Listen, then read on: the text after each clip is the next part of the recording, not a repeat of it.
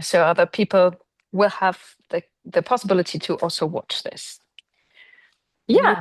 So this is Community of Practice meeting, 4th of December, and Andrea is about to share her work with us and escort us into her world and how she applies Prosocial, and hopefully do some things with that so that this little experience will be experiential. So, and I hand it over to you, Andrea. The floor is yours. Thank you so much. So I'd like to start with a contemplative practice. I realize we might be getting here a little, anxious or stressed out. So I always like to start with a meditation, and I have a one of those singing bowls here.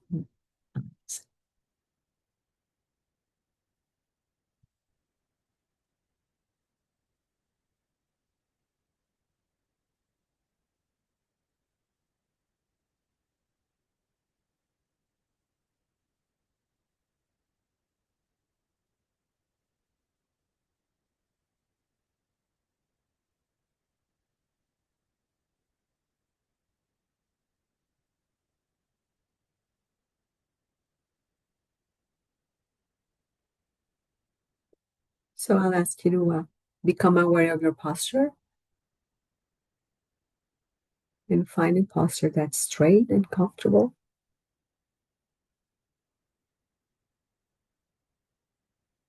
If you could please put your feet over the floor, a little bit separated.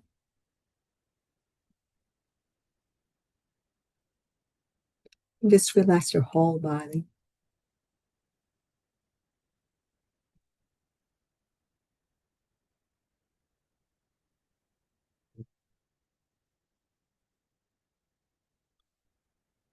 Now you can bring your attention to your face and smile slightly.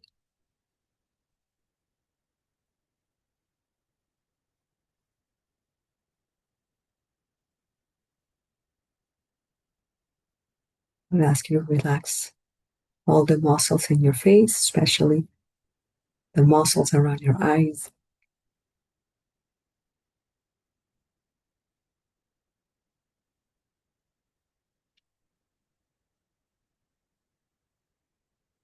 If you want, you can put a hand on your chest and the other one in your abdomen.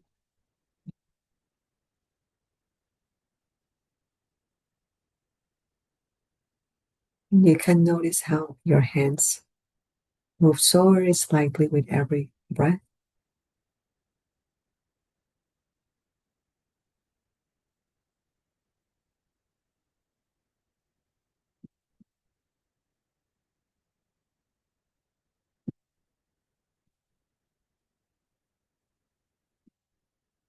Become aware of the air that you breathe.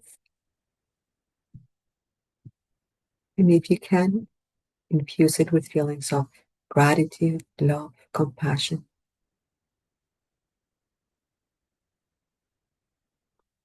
Centering your attention around your heart region.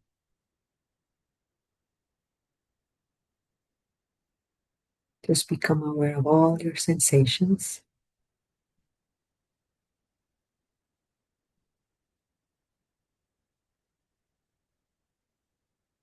And give yourself permission to feel everything that you're feeling, regardless if it's pleasant or neutral. Just allow yourself to feel. Being present to yourself the way you would be present to someone who you really love.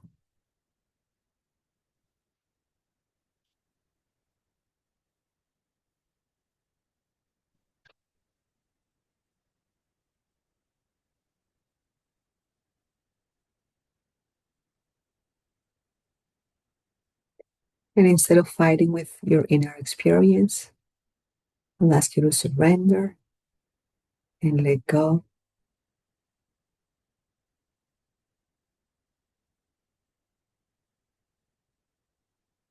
Accepting life just the way it is.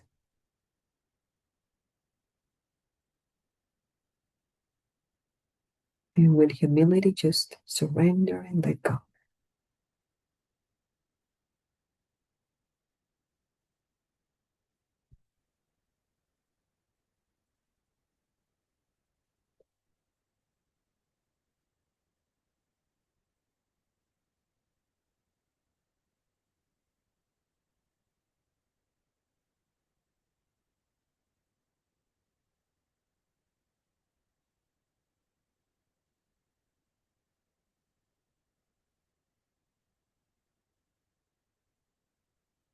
As you let go, become aware of the space that surrounds you.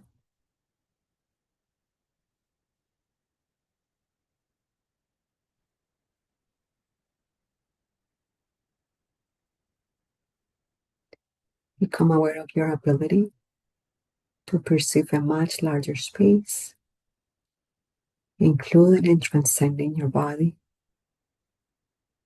and becoming aware of all the space in the universe to the best of your abilities.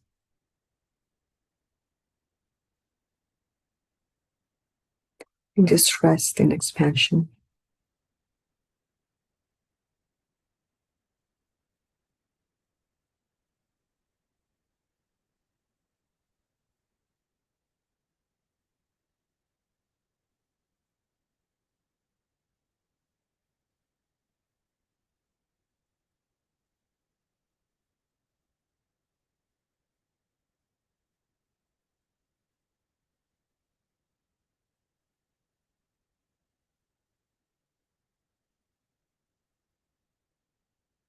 As you continue to sense the space around your body and the universal space, you can bring your attention to your ears.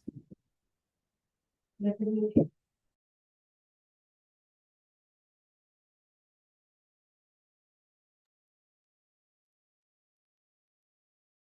I'll ask you to listen to the silence within my words.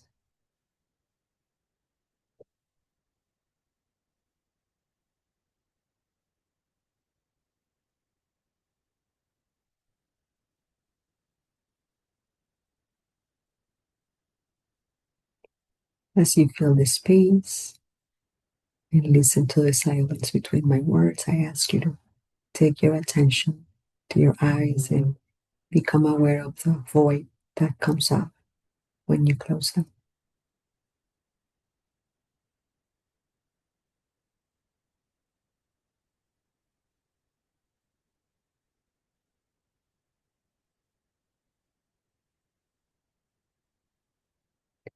You can rest in this multidimensional kind of experience, sensing the space that surrounds you, listening to silence, and looking at the void very carefully.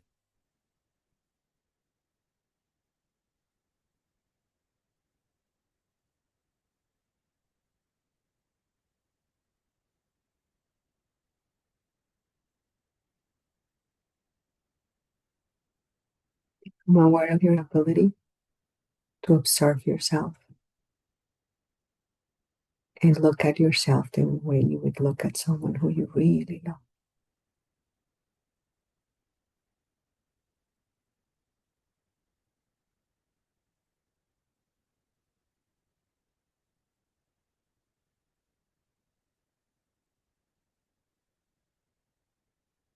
Notice the observer,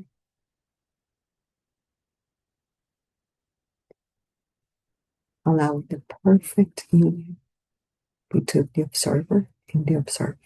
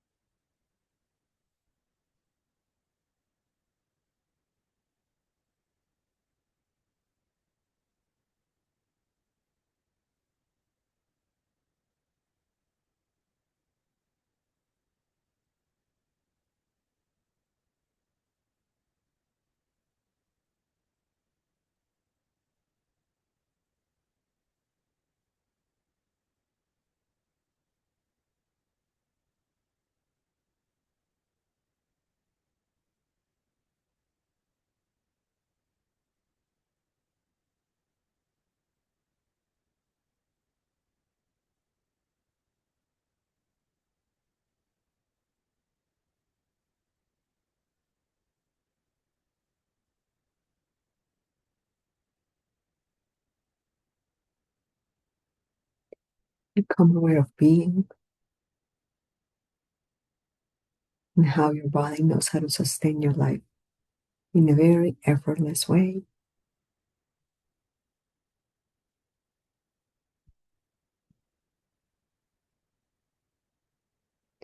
Become aware of life flowing through you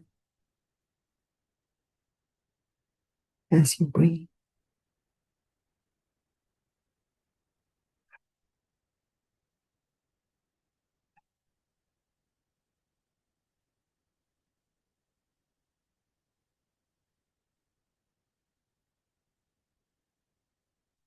As we get ready to close this meditation, I'll ask you to become aware of your body sensations again.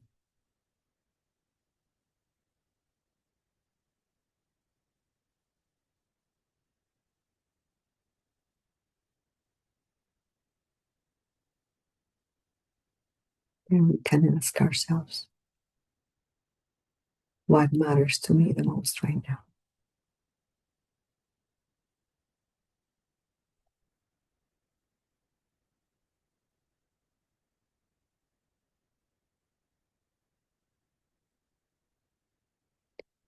We dedicate this meditation to all of us here, for Mother Earth, and for peace on earth.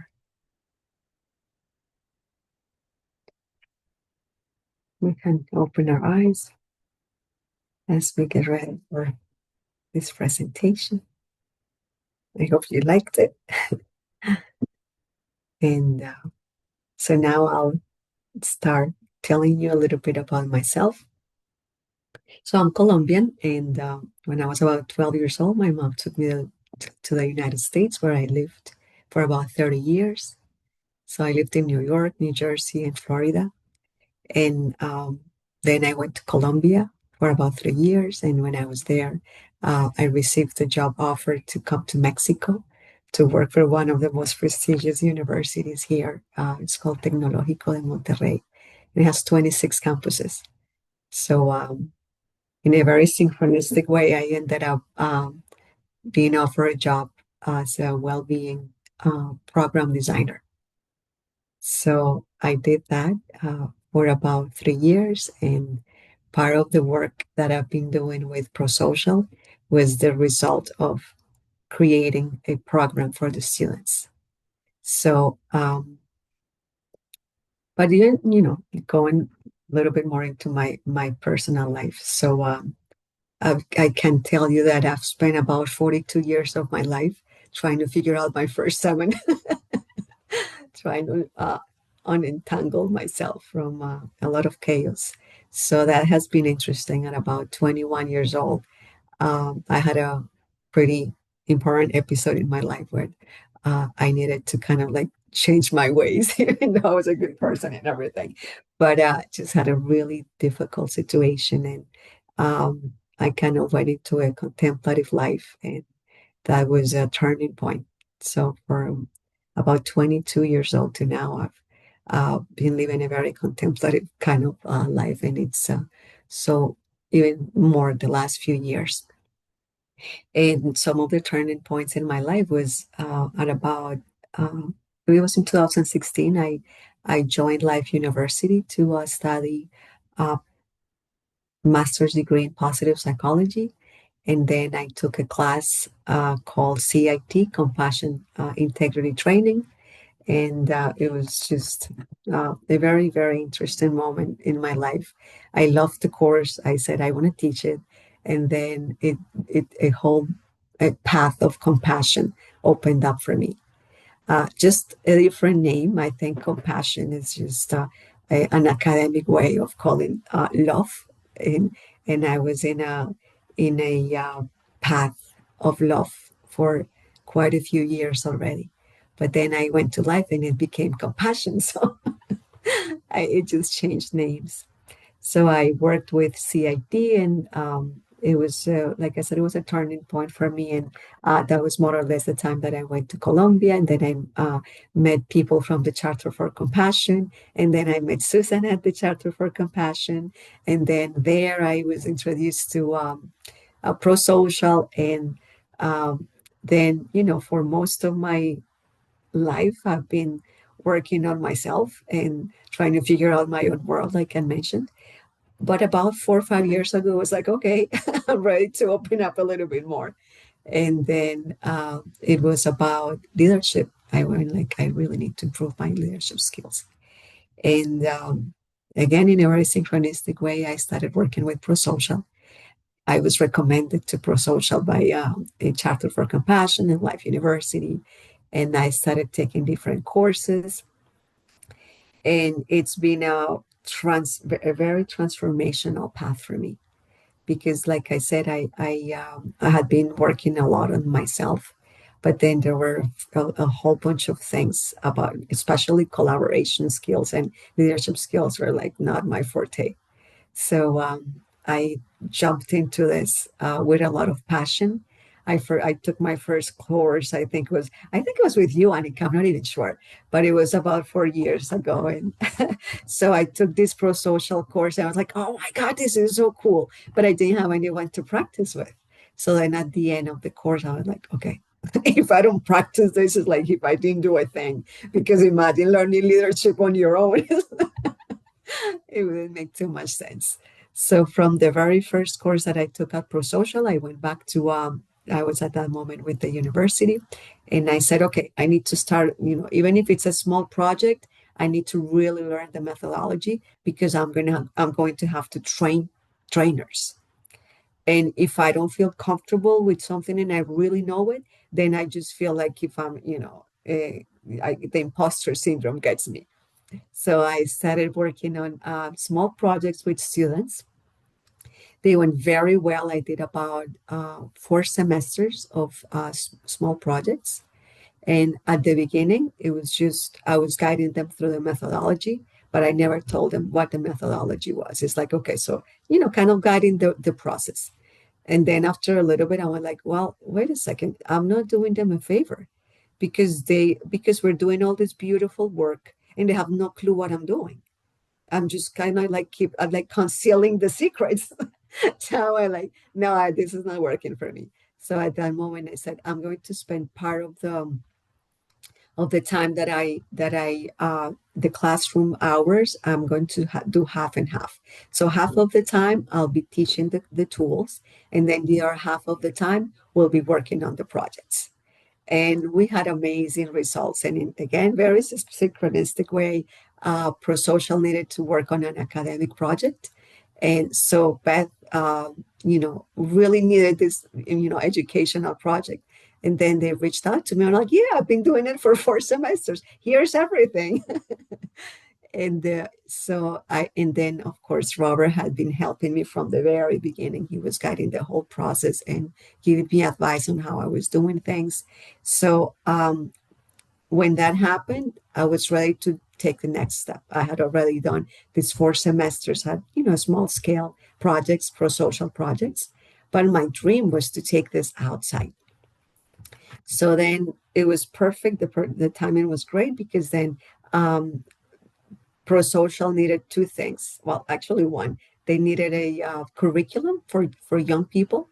So I told them, this is what I've been doing. I can totally, just adjust what I've been doing and create a program. But then Paul said, no, I want to make sure that everything is streamlined. So I co-developed a program for youth with Paul, keeping the same structure, like 1 hour uh, the actual theory, and then 1 hour the project. And so we did that. We created the curriculum, but then we wanted to kind of implement it with someone, right? Because you don't want to just write a program. And so, how are you going to use it? So that's where Inspire Compassion in Action was born. And so now I will share my presentation since I already um, told you a little bit about the story of how this came to be.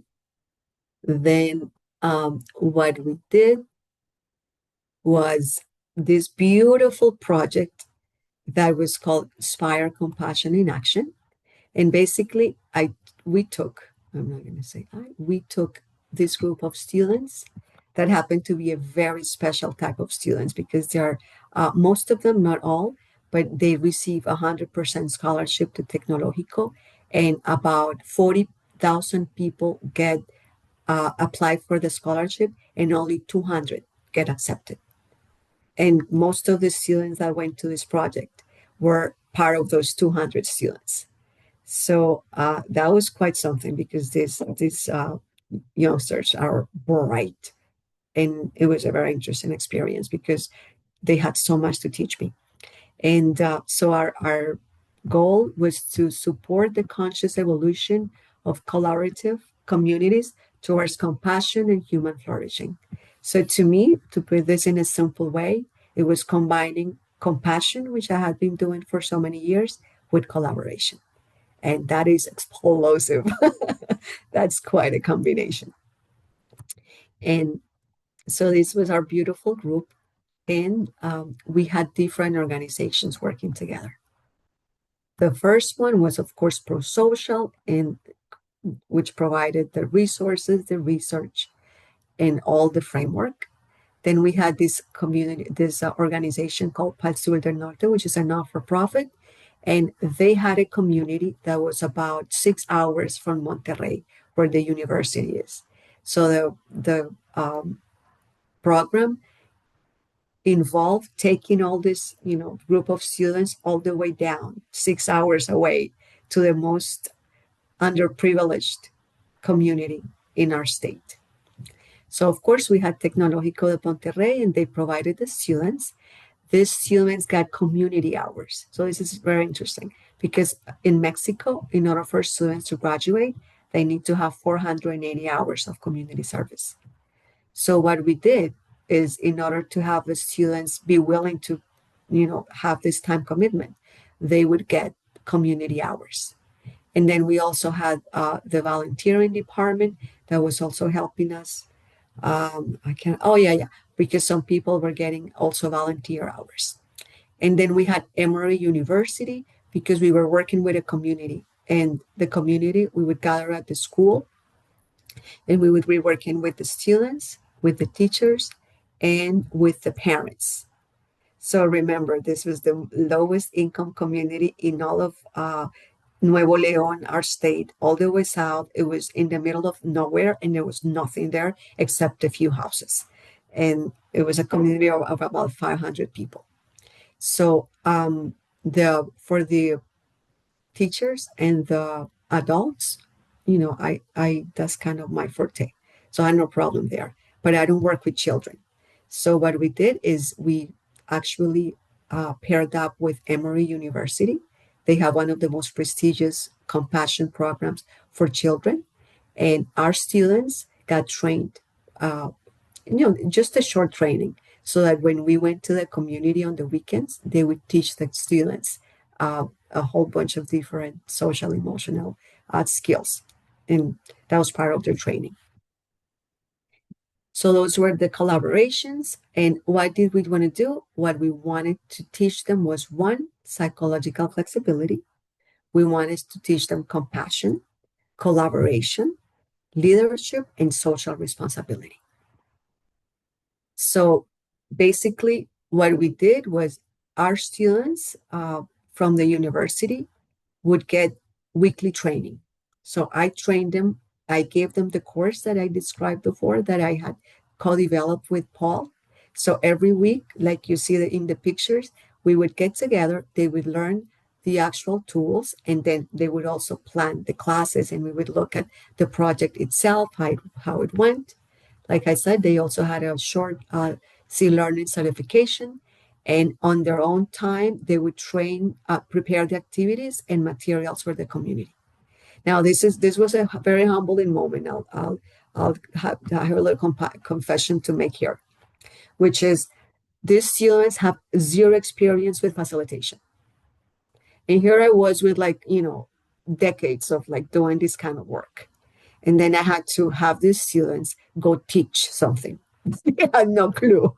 And so at the beginning, it was like, holy cow, the controller in me was thinking, I cannot let go of this project because this is going to be a disaster, right? And then I saw myself going into control mode and I was like, oh, shoot, this is not going to work because it's not pro-social. If I'm controlling the project, then it's top-down leadership and it goes against what we're trying to do. So I had to really talk myself out of it and begin to really apply the tools and trust that it was going to work.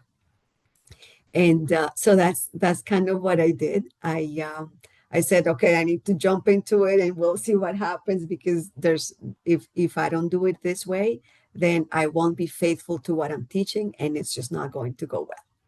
And so it was beautiful, because uh, I was so, one of my greatest learnings from this whole process is basically that the power of combined intelligence, because the project became so very rich, so very like amazing. There's no way on God's green earth that this could have been even like a percentage of what it was if I had been controlling the project. I really gave the students freedom to like come up with their own ideas, and they were so much into the project. We took them to a retreat. I'll show you some pictures later.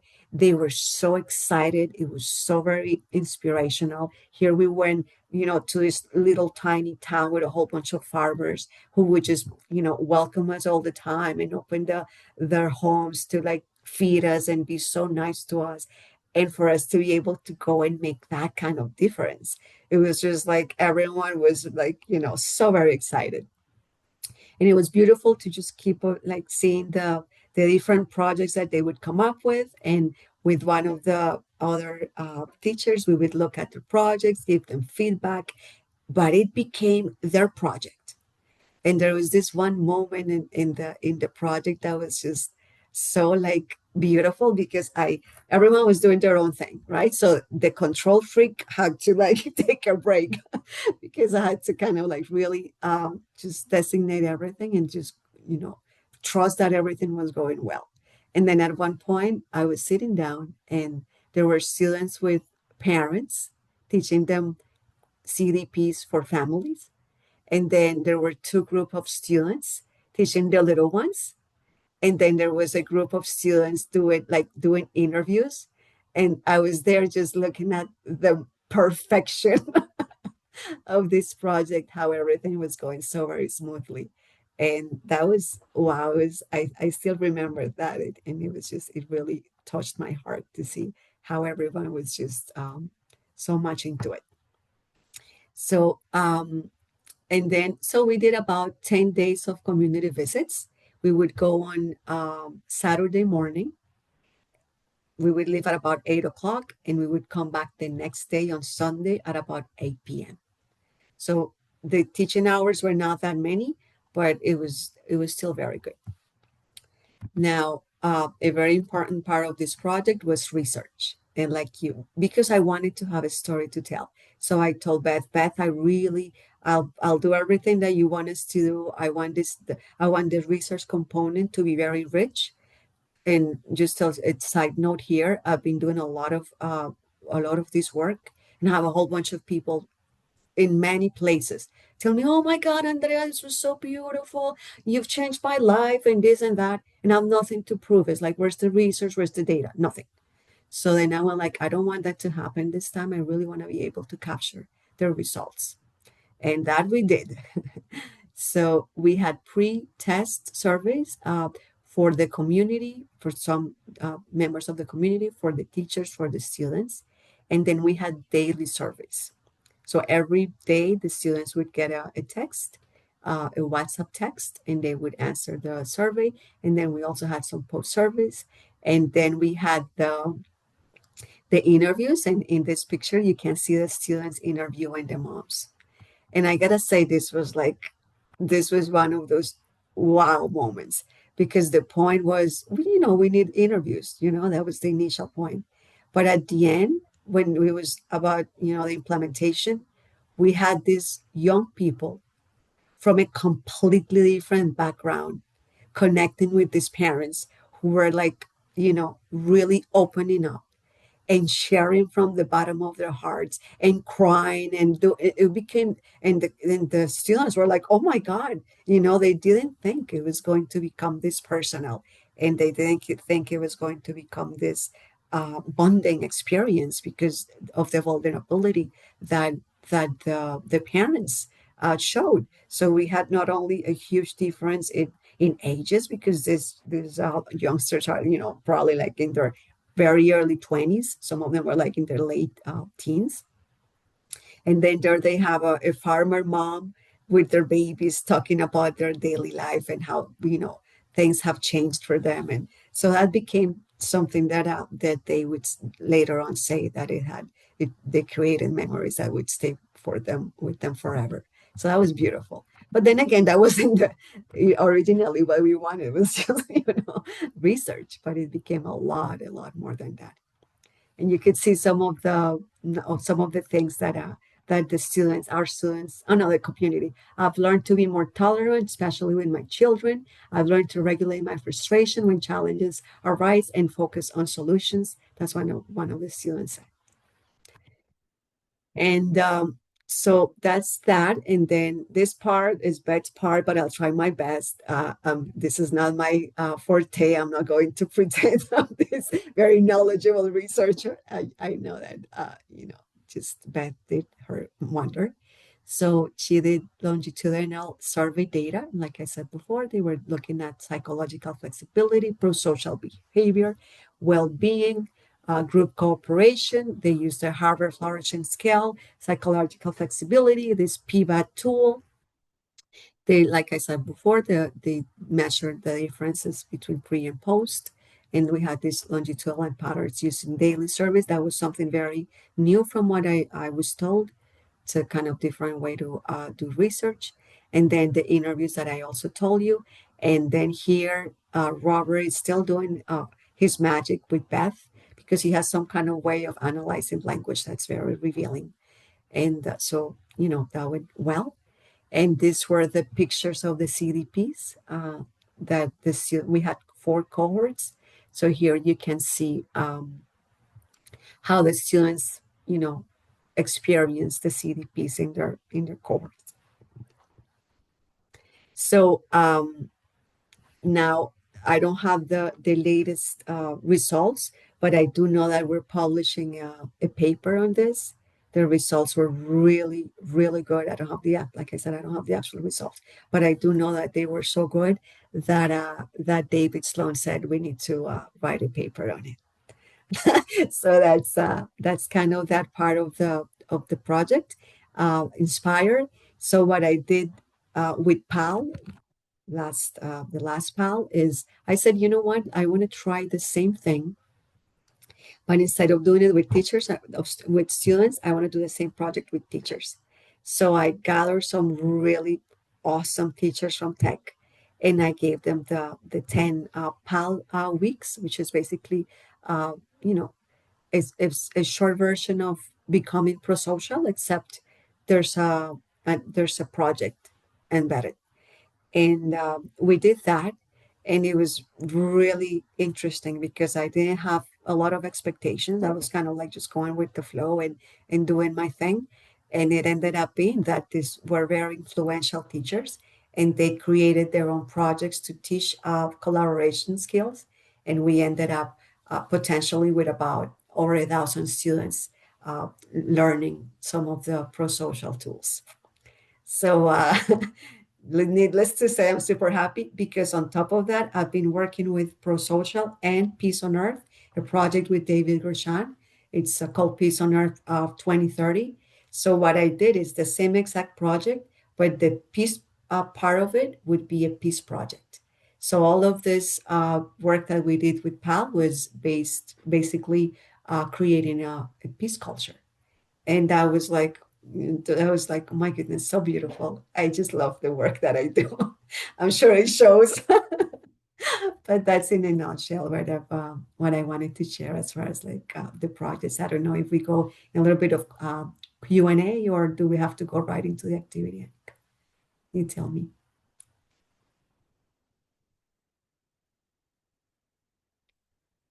Can we do Q&A, Annika, or do we want us to go straight into the activity? Well, that's your decision. If I You're think it'll leading. be okay. Just making sure that I'm keeping the format here. So No, yeah, I think it's your form and you decide.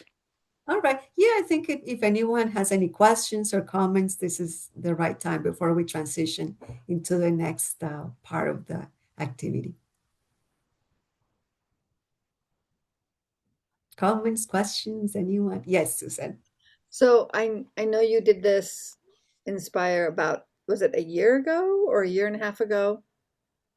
Yes, I did it about a year and a half ago, and I did a second in partition. Now I'm hoping that we'll be able to get funds for this because it is not a cheap project and it requires a lot of time investment. So I'm just hoping that we'll be able to get funds for it.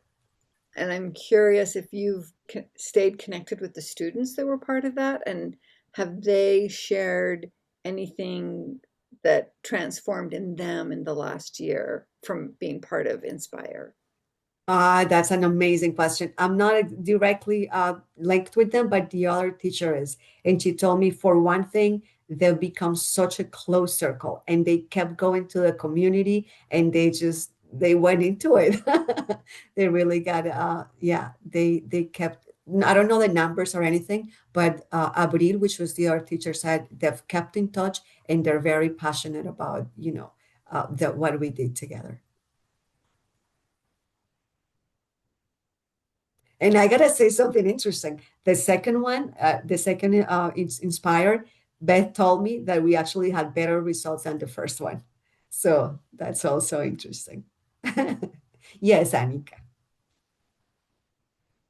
Well, I would be interested to hear what the project did with the teacher and also their approach to um, teach and to interact with students and other people in the university. Do you know anything about this? Do you collect data on this longitudinal? Are you talking about PAL or are you talking about the original one? About, well, the teachers project you did. The I one that I just guess, finished? yeah. Oh, it's just finished now. That's the So only one you. that I worked with teachers was PAL. The other one, the Inspire Mm, project, that I worked with the students. However, we did work with the teachers at the community, but because it's like free, like they choose if they want to spend time on it or not. And if you're a teacher, you don't want to go mhm, to the school on a weekend to like learn anything. So the participation there was, we did give them a 2-day workshop and they really liked it. And we also mhm, offered them the C-learning classes, and they were actually applying a lot of what they had learned at the training, C-learning. They would then apply it to their classrooms, and they actually showed us some beautiful pictures of the kids meditating. It was very moving because it's a very, mm, very, very low-income community, and they were getting mhm, top-notch knowledge. And then you see there's the mm, students in this really humble classrooms doing circles and doing different contemplative practices. So that was really very moving. mm, mm. Thank you. No problem. And will you Yes. will you will you get longitudinal data? So will you follow up with them? Is this an idea, or didn't you plan for that? No, I didn't plan for it because, like I said, the funds are so limited, and this I do have to get my work done. I do have a family to feed, so sometimes I cannot spend as much time as I would like doing, the work that could be done. But again, it's just I need to balance things out, and unless I have some kind of financial retribution, I need to kind of uh, be careful where I put my time because I'm also doing a whole bunch of other volunteer work. So yeah, but at some point I wish we could do that. Yes, Lucy. I think Camille had her hand up as well. I just Oh, wasn't. Did you? sorry. Yeah, no, actually, you answered my question. I was going to ask you about how did you get funds for this, and you answered it. Thank you, Okay. Lucy. Yeah, oh, Yeah. I just want to say thank you. It's just so amazing what you've achieved, and it's the most incredible program. Congratulations. And I particularly love how you wove together the collaboration with the compassion. I think it takes it up a notch, and they're so integrated. Those elements are so integrated. I did the prosocial spirituality course, and I see the integration, but I haven't seen it on the ground integrated in that way. And I think that's for me such a gift in what you've done. But my brain is also starting to try and figure out, God, how would we replicate something like this in another context? And it's probably for another conversation, but I'm just really interested in how you gathered all those partners, how you found that kind of leeway or traction in your own job role, or was all of this voluntary extra stuff that you did in your own time? Or, like, it just feels to me like all these convergences of amazing partnerships and possibilities, and yeah, as you say, getting the money and getting those hours, the social service, the social community contribution hours for the students to help, get them over the line for their participation, all those bits. I'm not sure how we would replicate that in our context, but yeah, I would love to contemplate how. Oh my God, Lucy, let me tell you, it was months and months of meetings, and Yeah. it was like completely synchronistic. I know I'm not supposed to talk about, like, to me it was a miracle. That's the best word I can use for this, because it was so unlikely that I could pull this off. And Yeah. after months of meetings and the stars aligning, it happened. But it was not easy, because this is a very, very strict and very regulated kind of university that's not just, flexible at all. So thank God I was inside the university. I knew a lot of people, and they trusted me. And that's why I was able to pull it off. But it was not an easy one. Yeah. Thank you. Thank you, Lucy. Kathleen? Oh, you have your mic muted. Sorry. No problem. Forgive me, I was a bit late, and the truth is, I've been fortunate enough to hear a little bit about your work in prior presentations, Andrea. So I'm multitasking. I'm in my kitchen and I'm baking, and listening. So I hope I got the details right. I just want to make a comment that the ability to pay the students or offer them volunteer hours to motivate them, not that, because they're young, and that's that was really a helpful dimension of the process. And of course, I worked with children for years in mental health settings, and so there's real limits to behavior modification when you pay people. So I understand that. It's not the right way to shape people's personality, because they become transactional. But the work that you did, actually, my comment is, you actually evolved the culture and you evolved their cultural frame. So they did become people that it seems they heightened their sense of compassion and interest in people that were different from them. And I can't wait till the research comes out, because if you can prove that this approach pays, as a mental health and social health intervention, it's just lovely, lovely stuff. Because people naturally do want to help one another, but they are socialized, especially in a situation. And I don't mean to make a comment.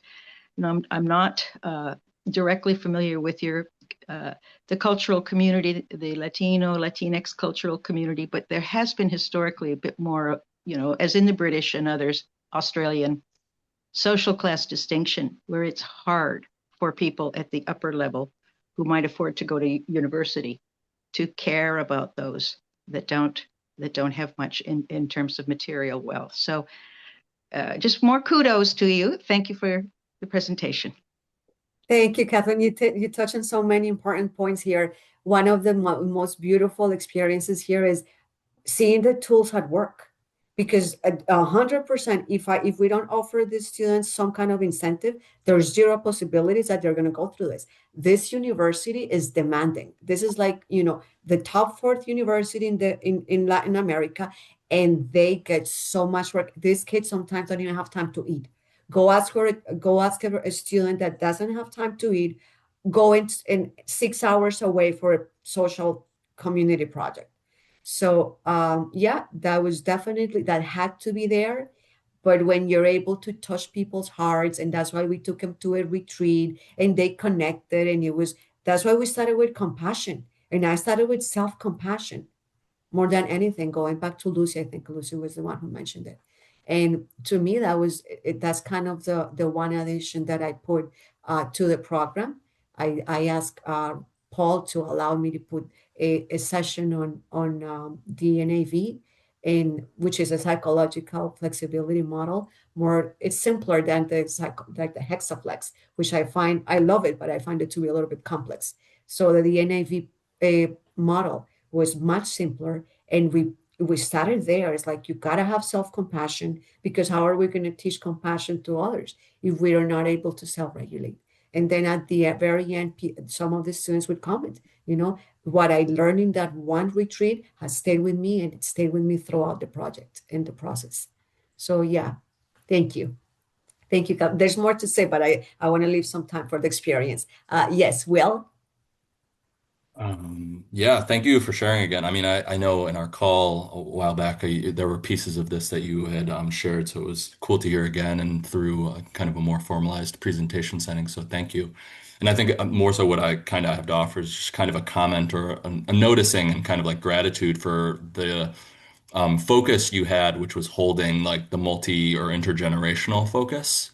As someone who has worked in schools and with young people playing around with participatory practices, aiming towards compassionate settings with young people, but having parents involved and also your focus with teachers as well in the structures that we play within, both in families and in institutions and schools, having the both and focus and seeing and hearing the impact in your story, I think is just that like that to me, it feels like that story will continue. Like you're getting the like short-term data coming back right now, but having that intergenerational holding and focus that you did, I think is really beautiful. And I think like shifting how power is held within that community, maybe in both settings, in both the university and in the community we were visiting, in small or large ways. So I just like that feels really striking from the story that you shared. So thank you. Thank you, Will. And I got to tell you that was one of the biggest challenges for the students, the college students, because they were like, I'm single, I'm so young, and I'm gonna go teach parents how to be parents. So they were very intimidated.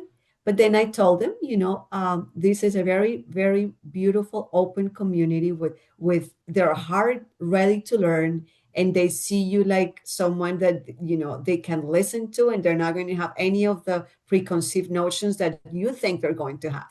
So they went from that perspective, and they actually saw how these parents were so very open, and no one was judging them and why are you teaching me or anything like that. It was quite the opposite. These people were so grateful we were there because they knew that we had traveled 6 hours to be there for like 3. So that was kind of the angle there, so that the students could be more confident. Thank you, Will. Camille? Yeah, I mean, if we live on the same planet, you must have run into some strong egos. And so this may have to be for another conversation, but I suspect all that compassion, self-compassion talk may have been very handy for that, but it's really hard to start some conversation with the big egos. I'm curious how you handle that. That's a good question. Let me tell you, Camille, and this is something that I gotta navigate all the time. People that have so much influence that can make my work just blossom, but they feel threatened and they close the doors. What do? I go knock on a different door and let them be, because what am I going to do? I'm not going to be able to change, a lot of those things. Unfortunately, I wish I could, but when you hit a big ego, that you just gotta keep knocking on doors until you find the right hearts, and you knock on enough doors and they will open.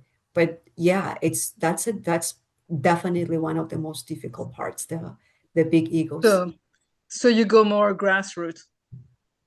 Combination, it's bottom up and top down. Some of the people in the bottom will totally open up. In fact, it's you find egos all over the place. So sometimes when you're bottom up, people get very jealous that you're doing this, and then same thing, top down, people want to be in control.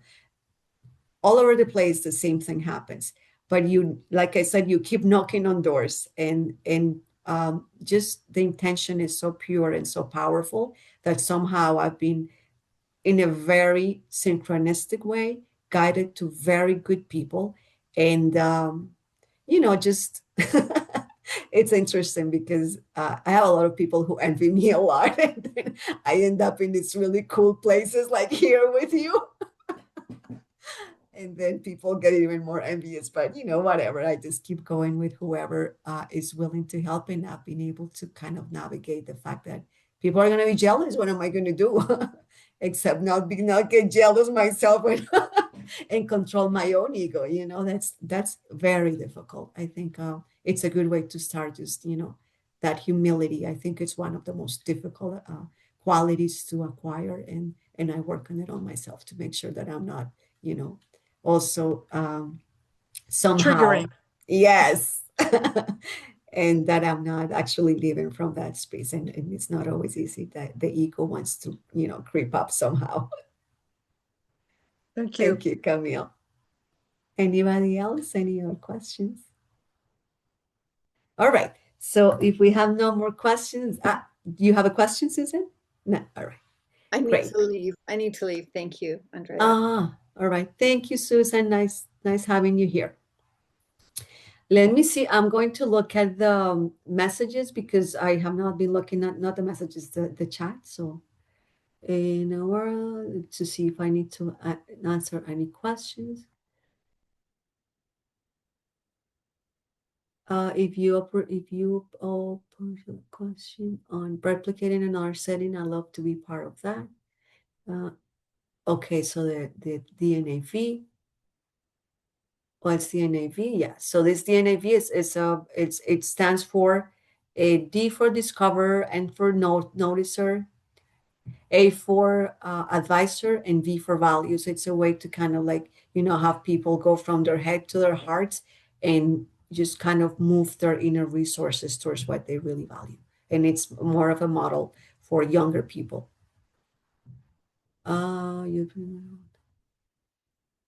All right. Yeah. So I think that's all as far as the chat goes. And one of the experiences that I found most enriching with Prosocial is bringing the CDPs to a personal setting.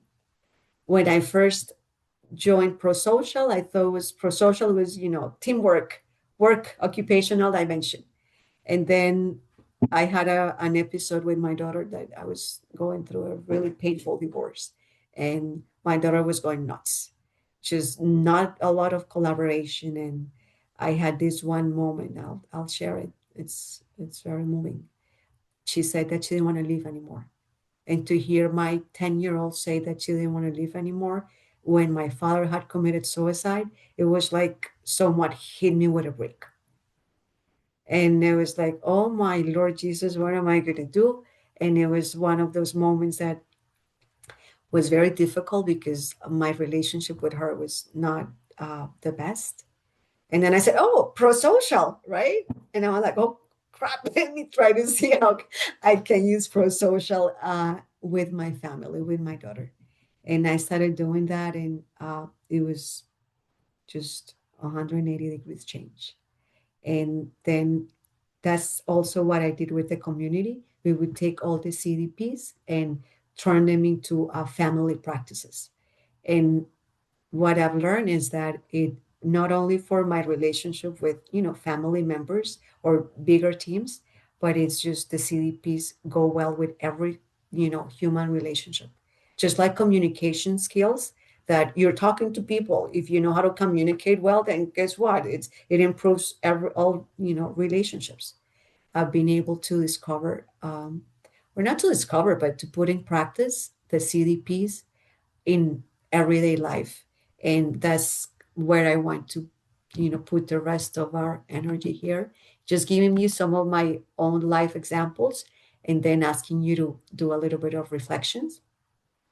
So just because of the way Prosocial teaches the CDPs, it's like 3, 3, and 2. The first 3 are how do we make a group work for a person. So here, share identity and purpose, equitable distribution of contributions and benefits, and fair and inclusive decision making. So I'll give just a few examples from my own life and the people that I've worked with in the communities. And then what I'll do is I'll ask you to please see how, I don't know how many of these will be able to get done, but we'll go as far as we can. And but I'll ask you to choose one of the 3 and then do a little bit of an ACT matrix and see how it applies. So basically, I'll start by sharing what I've done before. So share identity and purpose. This was a big one for me. because I realized I was a little bit of, maybe not a little bit, maybe a lot of an autocratic kind of mom, top down, kind of controlling with my family and my daughter. So this shared identity and purpose has been very meaningful to me in terms of reframing what has to be done or not. So instead of like, um, telling my daughter, why did you do this or that, or do this or that, just think in terms of values. So I'll give you a little example of that. So she was showering one of these days, and her father was here. She had been in the shower for like 10, 15 minutes. We live in a city where there's a drought, and it's bad sometimes. Anyways, the point of the story is her dad goes like, Angela, you've been in the shower for 10 minutes. So it's like you need to, the implication is you need to comply. You've been there for too long. And then mommy, with all her CDPs, comes in and says, sweetie, remember, you love nature, don't you? The plants need water, the animals need water, and we're wasting it. Remember, we love nature.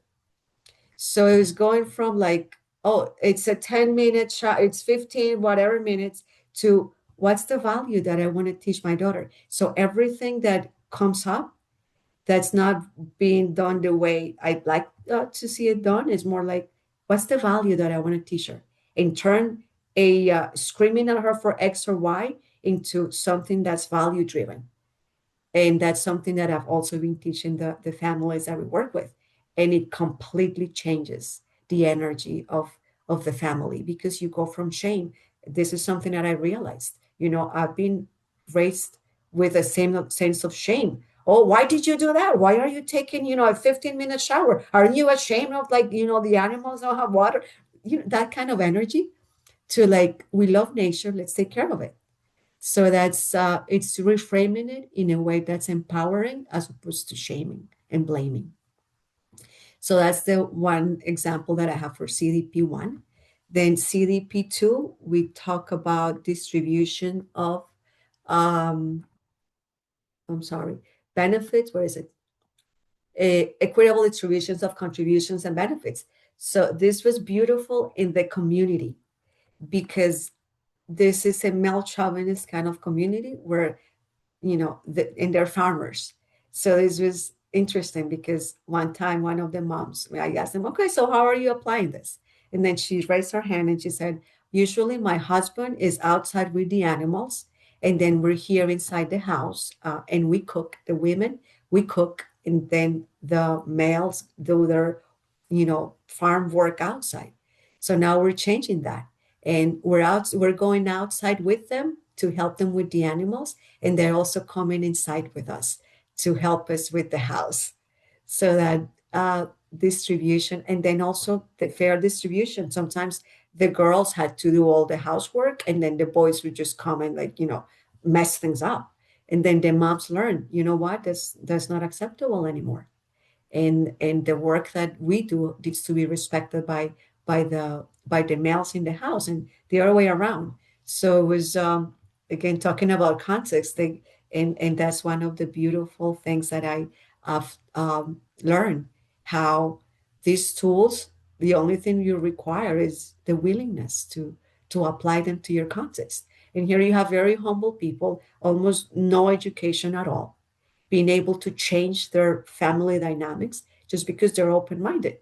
You can teach the same tools to someone who's like Camille was talking, someone with a lot of ego, and they would say, oh, I don't need to learn that. And so at the end is the willingness of people to apply these things that is really what makes a huge difference. And then the third one, fair and inclusive decision making. This is something that I also have learned in my own home, and I've been teaching the families, which is first of all, become aware of when you're making a decision that's collective and when it's not collective. And if it is a decision, a collective decision, you become aware of that, then include people and listen to them. So even if you're not going to listen to them, like do what they're saying, you still listen to them. So like example, my daughter wants to tell me how she doesn't want to go to school because she's tired or something. then I'll listen to her, and then I'll go like, you know what, you got to go to school, and then you can rest after you come back. If you're not sick, you're going to school, period. But at least she knows that she can, if she has something to say, she knows that I'll listen to her. And she's told me that that makes a big difference. So what I like to do is ask you to look at these 3 principles in whatever personal context you can think of, and see which one you think you really need to work on. And I'll give you about 5 minutes to you do your ACT matrix. I'm going to assume that we all know how to do ACT matrix. Am I right? Yes? All right. So, and I can actually I'm going to put some music so that it's more pleasant. And so you can do it in 5 minutes on your own, and then I'll pair you up. So Andrea, so you can share. What are we doing? What's the exercise for the ACT matrix? Give me 1 second, please. Oh. Okay, so what you're supposed to do is look at these first 3 CDPs, which is how do we make our groups work for people. So you look at one of your concepts. So let's say you're a mom and you think, you know what? Oh, shoot, sorry. Where is it? Oh God. So here it is. So let's say you're a mom, or you wanna use. Oh, I did the same thing again. I'm sorry. And then you say, okay, I want to work the context, the personal context in which I want to work this is my family. So then you look at these first 3 CDPs and identify which one is the one that you need to work on the most. And then you do an ACT matrix where you put the value based on the CDPs. So you can actually put the CDP as the what you want to move towards. Is that clear? Got it. So Thank can I you. repeat that? So we look at the first 3, 1, 2, 3 CDPs, and within one of our personal contexts. Choose one. You said, you know what? Let's say you choose your family, and after Yeah, the exactly. description, One context. One context, one CDP, because we don't have time for like all of them. Yeah. And then you do your whole ACT matrix for that one CDP that you chose, and you'll have 5 minutes for that. And now I will share the music I had for you.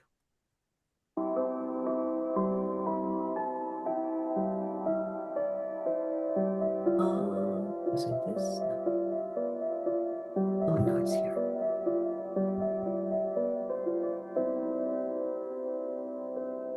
Andrea, it might be helpful if you put the CDPs up so people can see it. Yeah, they're there, right? Can you see them? No, we see your YouTube. Because I do have it in mind. I don't know why you didn't see. It happens sometimes when you go from one. Yeah. Okay, there it is. Great, thanks.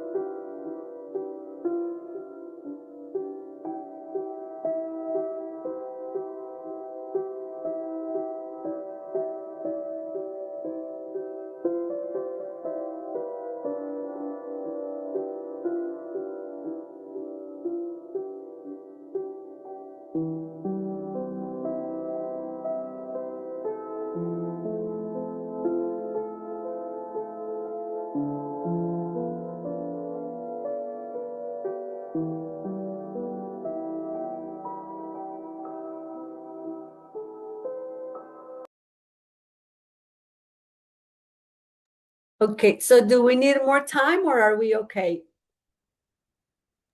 Well, that's Did you all finish? challenging. I did one side of the matrix. Okay, so if you want, I'll give you like 4 more minutes. I don't know. By What the about others? oh no, you can. I don't know. Is anyone? Does anyone need more time? Okay, so then everybody else can go back into your ACT and put more stuff on it. Like dig deeper. There's always more to find.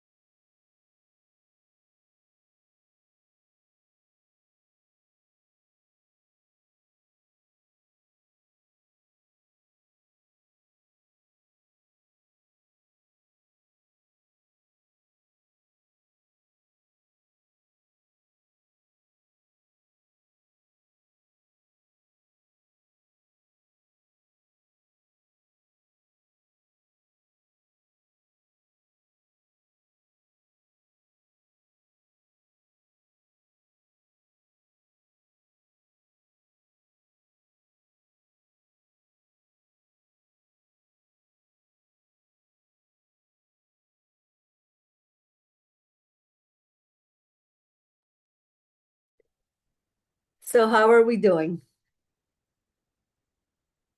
Good, great. And so what I want to suggest now, how many are we? Okay, so I'll make two groups maybe, and what I'd like you to do is kind of share your ACT matrix with each other. I'll make the breakout rooms right now. Oh, I cannot because I'm not the host. Maybe if you could help me, Annika, please. Lucy, could you do that as your co-host? And I'm on my iPad. I have really trouble to create breakout rooms. Oh. I don't think I Yeah, but can. Lucy can. Lucy can. Yeah. And I could make you Yeah. actually a co-host if I find that. I can do it. I was just thinking though, maybe we go into pairs because we haven't got much time left. What do we think? Okay, that's fine. Yeah. Yeah, that's fine. Okay, so what have we got? 1, 2, 3. I'll make 3 groups and then one group will have 3. All right. So we'll have about 7 minutes and then I'll bring you, or if you could please count because I cannot stop the breakout. Yeah, I'll do that. Thank you. Okay, thanks. See you. Thank you.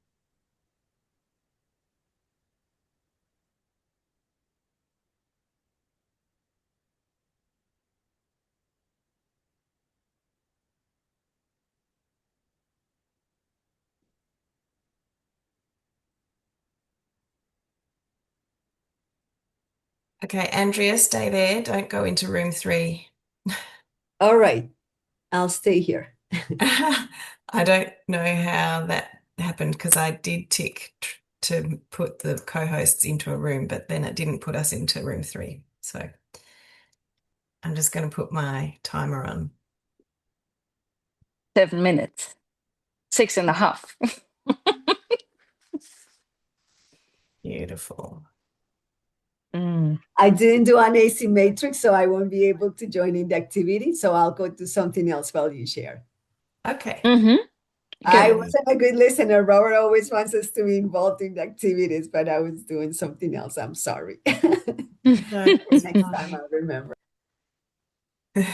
Okay. Lucy, do you want to share? Okay. What context did you choose?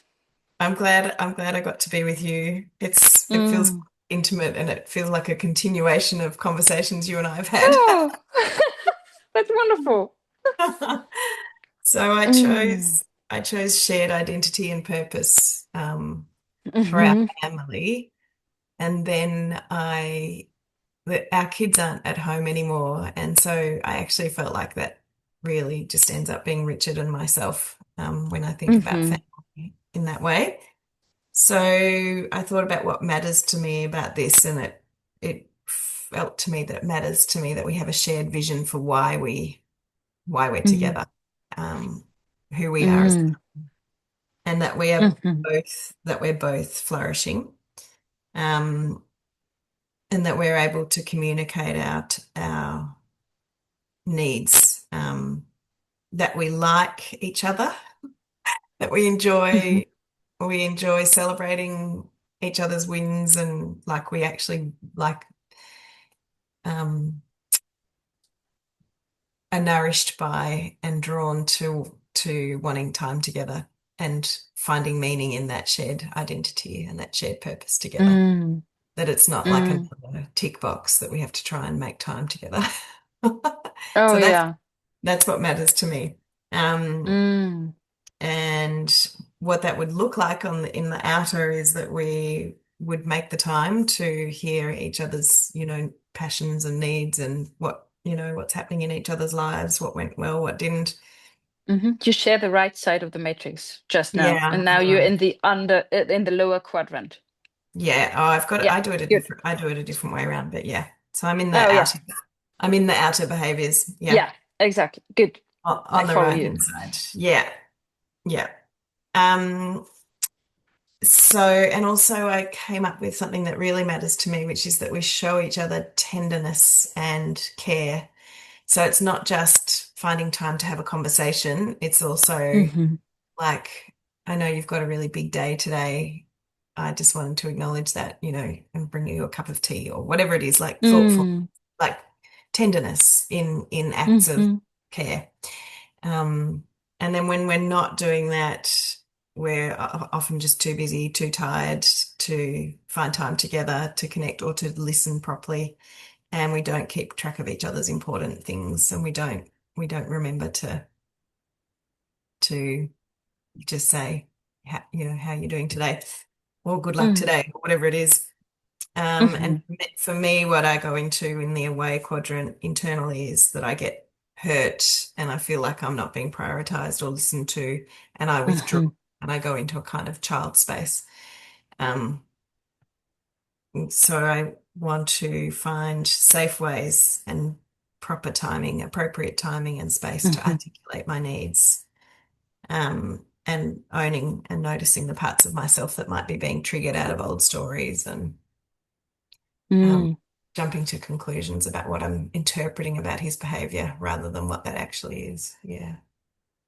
Yeah. So thank you. Oh, thank you for sharing.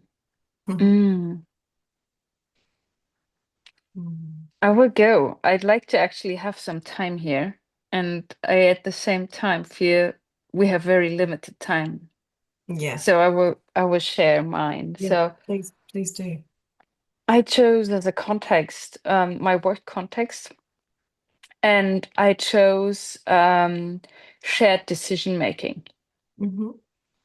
And this is very much something that is so important for me, and it's two things. It's shared decision making with the people who are actually affected from the decision, from the outcome of the decision, so that they have at least a say in what's going to happen, and to create also the purpose is to create a decision which really serves the people and the system best.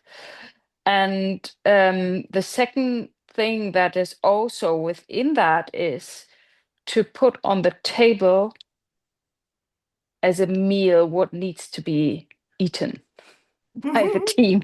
I mean, it's not always the most favorite dish of everybody.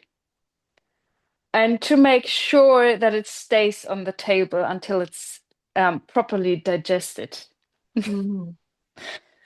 So, yeah. So I'm the custodian of the meal, so to say. And it's a lively lobster sometimes.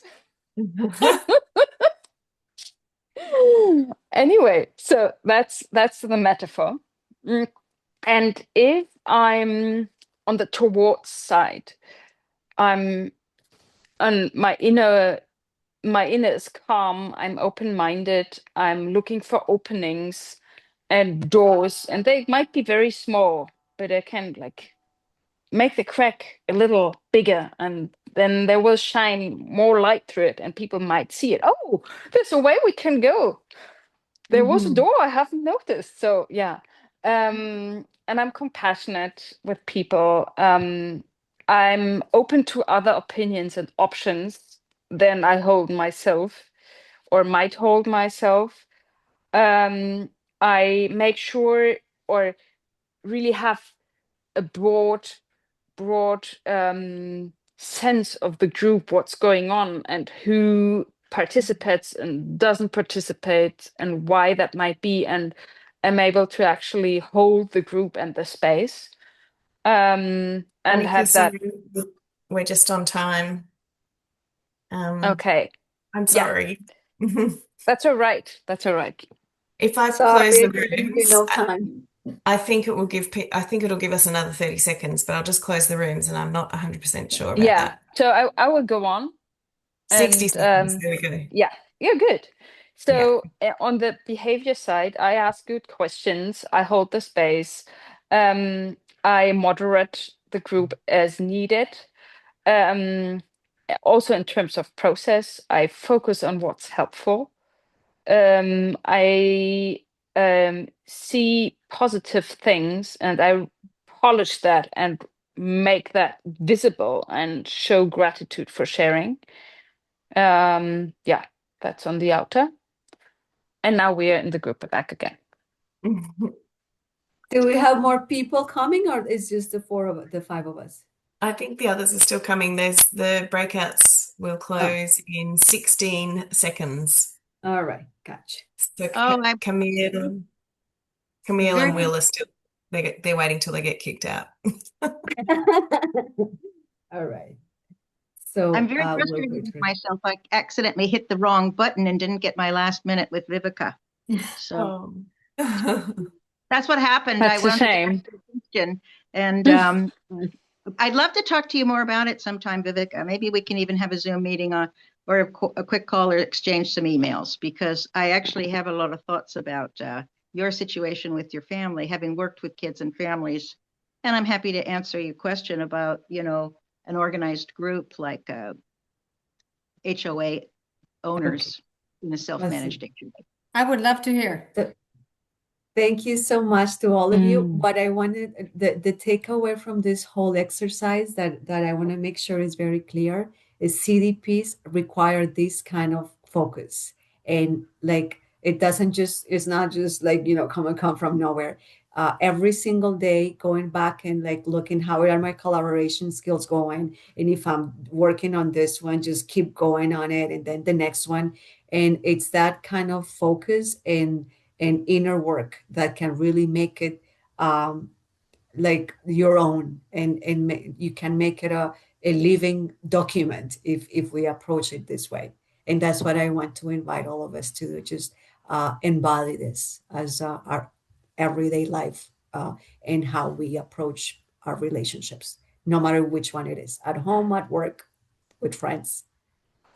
And that's what I wanted to say. I'm very grateful again for being invited, and I hope that you all enjoyed the session and that you took something away from it.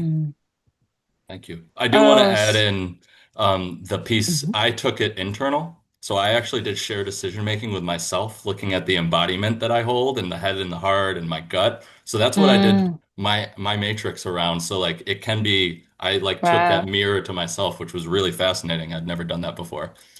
So it Wow. Mm, Wow. I like that. I gotta do that too. I have not done it. Thank you, that's Will. very, that's something we could actually do in the community of practice. Just dedicate one session to Mm. self. I find that very Well, interesting. I was just going to ping Will to contemplate how he might like to contribute something to the community of practice and maybe bring Yeah, you guys. Yeah. exactly. I find that very interesting. So Yeah. would you be willing to contemplate to contribute with that, Will?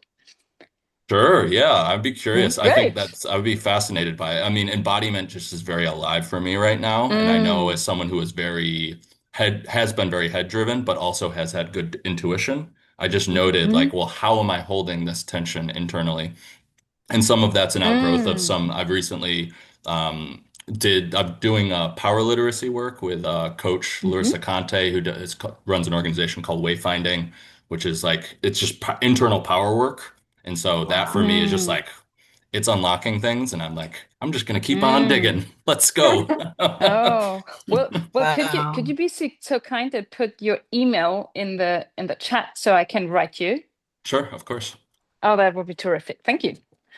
And that Yeah, particular topic I think would be amazing. Power literacy. Love it. Love it. Love it. Yeah. absolutely. Because I'm part of the community of practice custodian team, and we are always happy to have people from the community to wanting to contribute, and that would be a great option.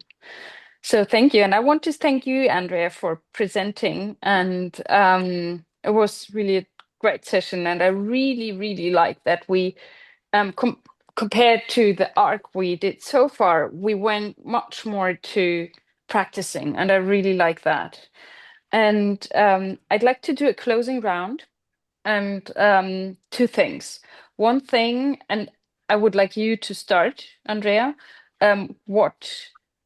What worked well, and what would you like? What in terms of what happened today? What would you like to change if you did it again? And then the second thing is how are you leaving? So would I change? I would probably give you more time for discussion because I know that towards the end it was kind of rough. So I would have just probably made my contribution of the examples a little bit shorter.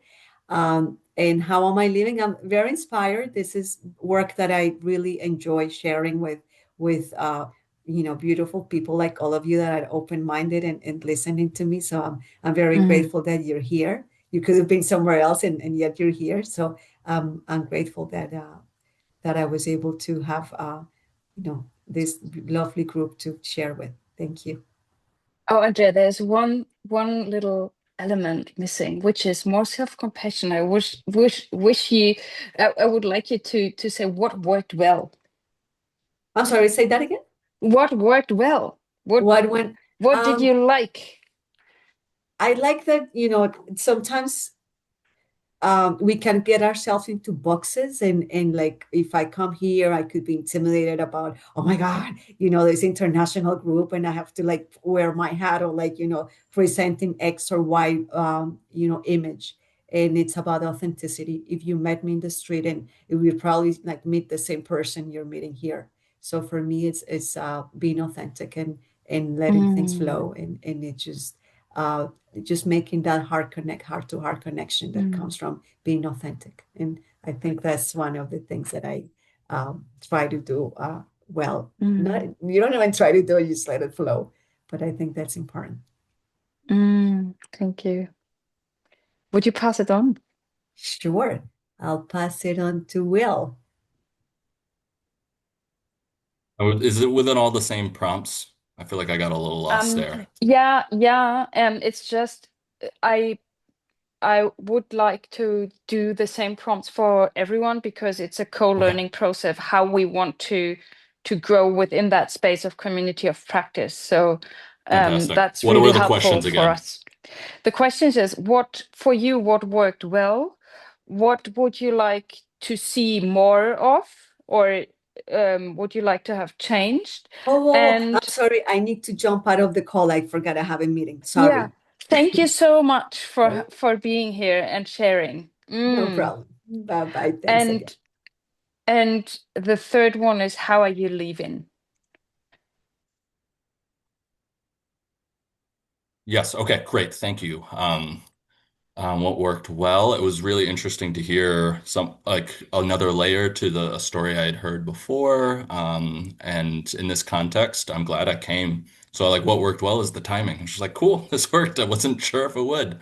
Um, I think what I'd be curious is more like the opportunity to have discussion. So talking with Camille and others, like some of that more like entangled time is always something that I cherish. And so more of that is always welcome, but that can come with time. This is just a new group for me, so I don't know if that's necessarily comments on the format. Um, what am I taking with me? Is that the third question? Um, How are you leaving? how am I leaving? Connected, curious, maybe with a new workshop or presentation to work through if I'm doing that. Which is actually something that feels very alive for me and a place I'm moving anyway, so it's cool to lean into that, and I welcome any thoughts or collaborations in regards to that as well. It's something that's very alive for me. And with that, I'll wrap. Check. Thank you all. And please pass it on. I'll pass to Lucy. Thank you. I'm just feeling we should check with how everyone's going with timing, given that we're over time. Does anybody need to leave straight away who would like to go next?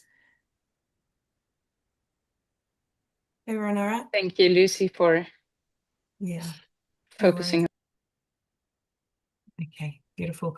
What worked well for me, I just love this community of practice. Like I'm about to, like you will, I'm about to leave my day job and transition into working full time for myself and largely bringing this tool to the world. And I'm very nervous about it because I'm worried about missing being part of a team. And this feels like my team. So I feel very, very grateful for this community. And I also, from the presentation, I just love how Andrea reframed love into compassion. You know, that's just the word we use these days because it seems to be more palatable. And that I've ever since I encountered Prosocial have been trying to understand how to integrate these parts that matter so much to me in my life into kind of legitimized, tangible, practical work in the world. And I feel like she made that link for me today. So yeah, what would I like to see more of?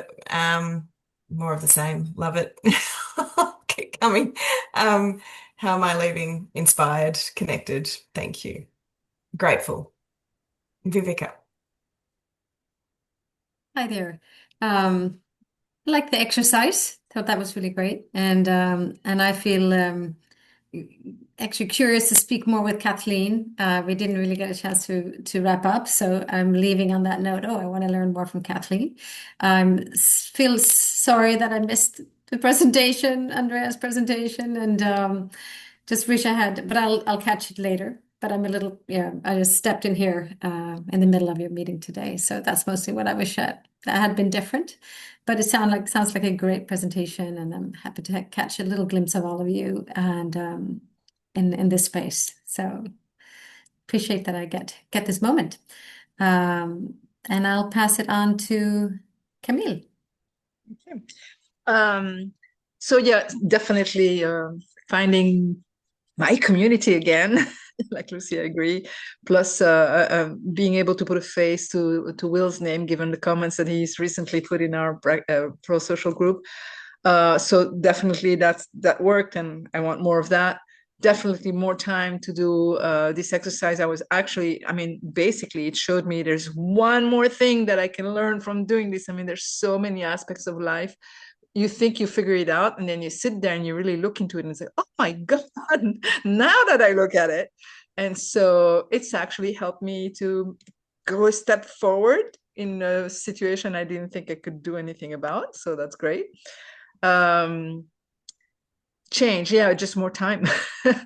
And I also love the fact that that it's so grassroots, right? She started practically with nothing, and she's going to start with nothing again, and somehow funds materialize. So I'm very interested in that, and I totally empathize with you, Lucy.